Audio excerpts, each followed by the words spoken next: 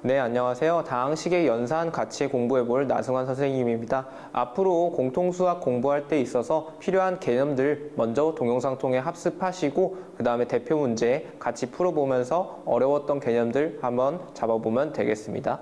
우선 다항식의 연산인데요. 다항식의 연산 같은 경우에는 중학교 때 배웠던 개념들로 처음 시작하다 보니까 어렵지 않게 풀어볼 수 있을 거예요.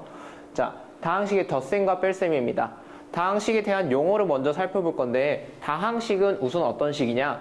다항식은 항이 여러 개가 있는 식을 다항식이라고 합니다. 자, 그럼 항이라는 거에 대해서 살펴봐야겠죠? 수 또는 문자의 곱으로만 이루어져 있는 식을 얘기한다. 자, 수 또는 문자의 곱, 3x제곱, 4y, 6이 항이라고 나와 있는데 3x제곱은 사실 어떤 수의 곱이에요. 3 곱하기 x 곱하기 x라는 부분이 생략돼서 우리가 3x제곱이라고 써주는 거였고, 얘는 숫자와 문자의 곱으로 이루어져 있기 때문에 어떤 식이다? 항이라고 할 수 있겠다 하는 겁니다. 마찬가지로 상수항도 특정 문자를 포함하지 않는 항이라고 나와 있는데 6이라는 건 특정 문자를 포함하지 않으면서 항이라고 할 수 있겠죠? 그 중에서 어떤 항? 상수항이라고 부를 수 있는 겁니다. 근데 항 자체는 지금 상수항과 항이 있는데 얘는 문자가 따로 없을까요? 자, 얘도 사실은 문자가 있는데 걔는 곱해진 게 없는 거라고 생각해야 돼요. 무슨 말이냐면은, 자, 6에다가 우리가 x가 몇 번 곱해졌다라고 할 수 있다? 0번 곱해졌다라고 할 수 있는 게 생략된 거죠. 자, 왜? 어떤 수의 지수가 0이면은 이 수는 항상 뭐니까 1이라고 할 수 있으니까 x가 0번 곱해졌다라는 거 기억해 주셔야 돼요. 자, 마찬가지로 개수도 봐보시면 항에서 특정한 문자를 제외한 나머지 부분이라고 나와 있는데 3x제곱에서 x제곱을 제외한 나머지 부분은 뭐예요? 플러스 3이 됐죠? 우리 맨 앞쪽에 있는 항 같은 경우에는 플러스 생략해서 쓸 수 있으니까 플러스 3x제곱이라고 써서 플러스 3이 개수가 되는 겁니다. 마찬가지로 플러스 4 그리고 6의 개수는 따로 없다 생각해 주시면 좋겠죠. 다항식 같은 경우에도 한 개 또는 두 개 이상의 항의 합으로 이루어져 있는 식, 세 개의 항 아닌가요? 세 개의 항으로 이루어져 있는 다항식이라고 하는 겁니다. 자, 단항식은 단 한 개의 항으로 이루어져 있는 식이라고 생각해 주면 돼요. 예를 들어서 3y제곱 2xyz, 얘네 단항식이라고 부를 수 있지 않나요? 그러면서 또 부를 수 있는 이름 한 가지 더 했어요. 다항식이라고도 부를 수 있겠죠. 왜? 한 개 또는 두 개 이상의 항으로 이루어져 있는 식이기 때문에 얘는 단항식이면서 다항식으로 부를 수 있습니다. 자, x에 대한 y에 대한이라고 나와 있는데 이 식에 x에 대한 몇 차식이냐 라고 물어보면은 x 문자의 지수를 불러주면 되는 거예요. 그 중에서 가장 큰 거, x에 대한 가장 큰 거 몇 차식이다? 2차식이다 라고 할 수 있는 거겠죠. 마찬가지로 y에 대한 하면은 y 문자 중에 가장 큰 거 불러주시면 되겠죠. y에 대한 몇 차식이다? 1차식이다 라고 할 수 있는 겁니다. 자, 다항식 자체의 차수를 부를 때는 우리가 이 대한이 중요해요. 무슨 문자에 대한 건지 꼭 확인해 주셔야 되고, 그리고 항 자체의 차수를 부를 때는 이 3x제곱의 차수 2, 4y의 차수 1 이렇게 불러주시면 좋겠습니다. 그리고 동류항 살펴보면 되는데, 동류항 같은 경우에는 특정한 문자에 대한 차수가 같은 항을 얘기해요. 그러니까 2x라던가 4y라던가 이 친구들은 동류항이 아닌 거죠. 왜? 문자가 다르기 때문에. 문자도 다르고 차수는 같네요. 근데 차수는 같네요. 그럼 얘네는 동류항일까요? 동류항이 아닐까요?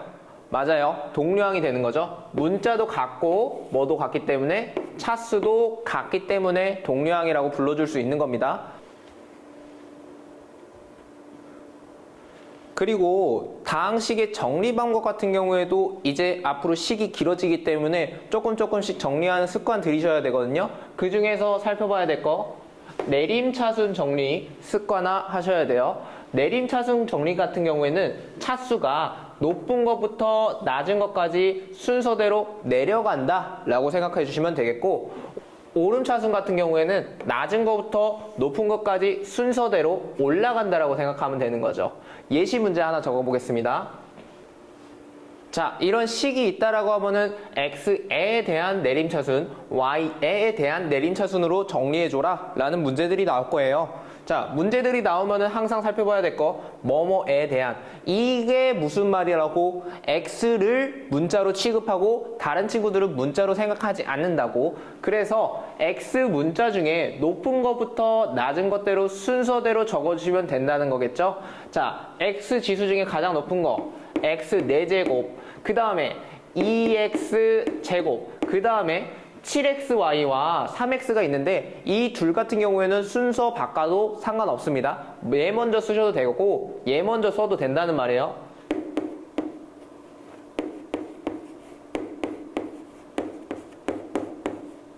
마찬가지로 y에 대한 내림차순을 정리한다 라고 했을 때도 y 빼고 다른 애들은 문자 취급 안 한다는 거겠죠. 자, y 문자 가지고 있는 거 이것밖에 없네요. 나머지는 순서 상관없지만 근데 이쁘게 쓰기 위해서 우리는 7xy 플러스 x 4제곱 플러스 2x제곱 플러스 3x 플러스 4라고 쓰겠습니다.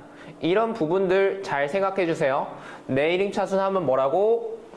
내리막길 생각해 주시면 되겠고, 오름차순 하면 뭐라고? 오르막길 생각해 주시면 좋겠습니다. 다항식의 덧셈과 뺄셈을 할 때는 어떻게 해야 될까요?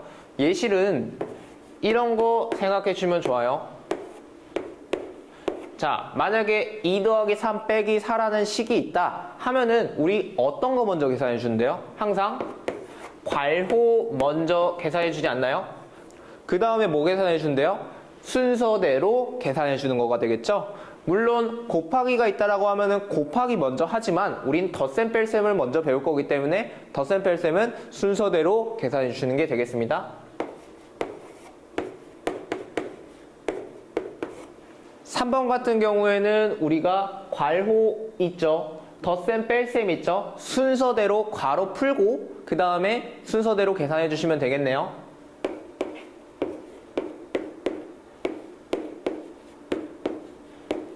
자, 요 식에서 먼저 뭐 먼저 해준다?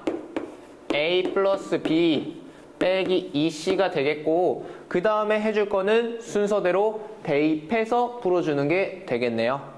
자, 여기서 대입하다 보면은 실수가 날 수 있어요. 그래서 x제곱 따로, xy 따로, y제곱 따로 계산해 주시는 걸 추천드립니다. 그러니까 어차피 계산 같은 경우에는 동료한끼리 계산할 거잖아요. 그러니까 x제곱의 개수를 구해준다는 느낌으로 먼저 구해주신다는 거죠. 먼저 a에서 오는 x제곱의 개수는 1, b에서 오는 x제곱의 개수는 2, C에서 오는 x제곱의 개수는 4가 되겠는데 앞에 있는 마이너스 2를 곱해줘서 신경 쓰시면 좋겠죠? 계산했을 때 뭐가 나온다?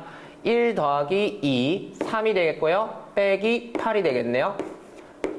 마이너스 5가 x제곱의 개수가 되겠다는 걸 확인할 수 있겠죠? 마찬가지로 y제곱이랑 xy도 구해보겠습니다.